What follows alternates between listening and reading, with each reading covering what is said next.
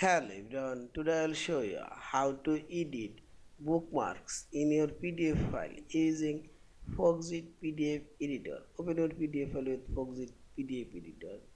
Now click on this home option and this left sidebar you will find this bookmark option. Click here and see this all of this bookmark now showing here. This bookmark, this one.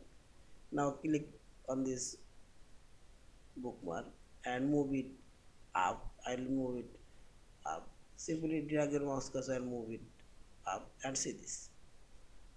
Also make this sub bookmark as normal bookmark. Click right button for your mouse cursor and select here level up and see this. And I'll send this bookmark area and position. Now click right button.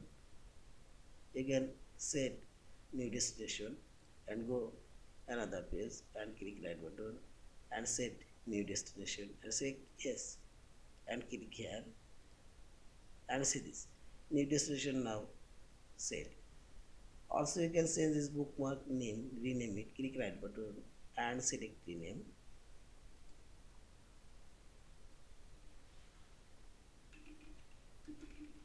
New page and see this.